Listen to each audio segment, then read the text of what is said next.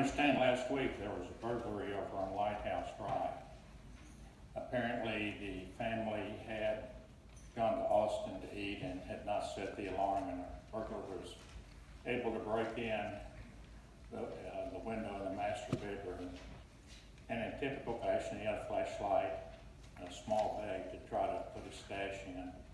As he opened the first drawer, he took out a piece of jewelry, and out of the darkness came the words, "Jesus is watching you." He turns the light off, freezes. After 4 or 5 minutes, he opens another drawer, gets another piece of jewelry out. Again, out of the darkness, "Jesus is watching you." Turns off the light, 4 or 5 minutes. He says, I think both of those came from over in the corner of the room. So he turns the flashlight back on, shines it over to the corner of the bedroom.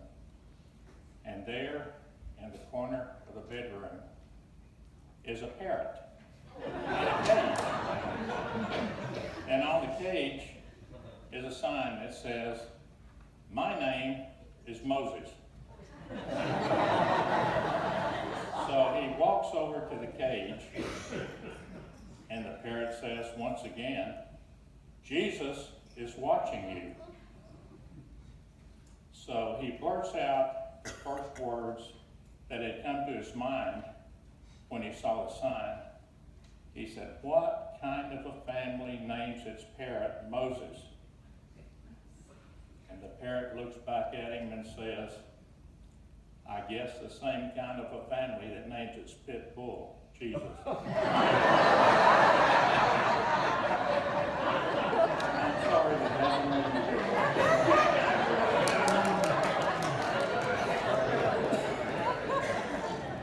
There will be no sermon today.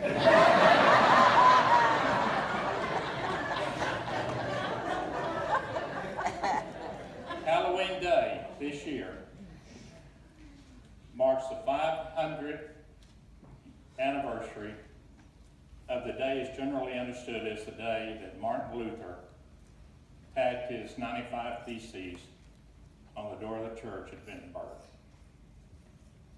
This is generally regarded as the beginning of the Reformation. Martin Luther had a very troubled life, I think you would say, at the very beginning of his ministry. He actually started out to be an attorney, was in law school, was caught in a violent storm, dropped out of law school to become a monk.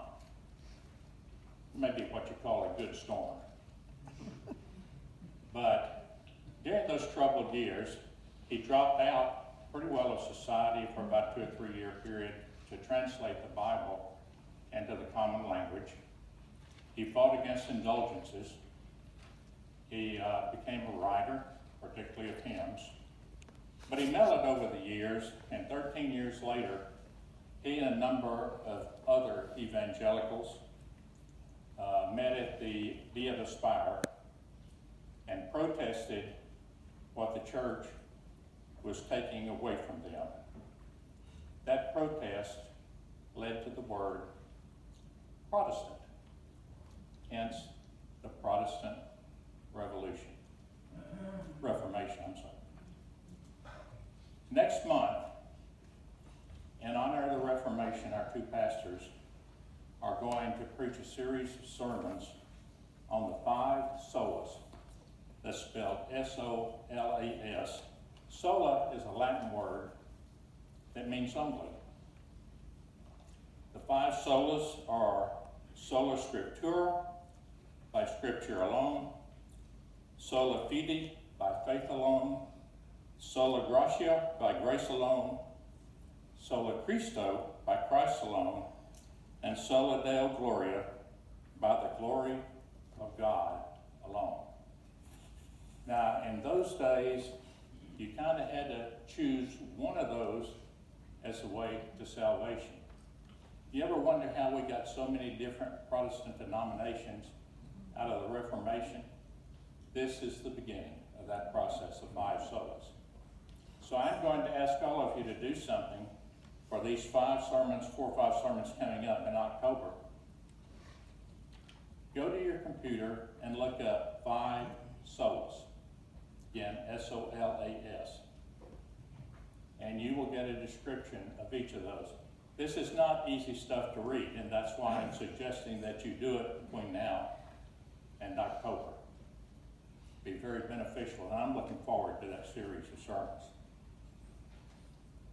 Samuel Coleridge, the great writer, said that he thought that Martin Luther may have changed as much by his hymns as he did by his other writings. Today's hymn of praise is written by Martin Luther. I think all of us have heard of the Battle Hymn of the Republic. This song, particularly in Europe, is known as the Battle Hymn of the Reformation.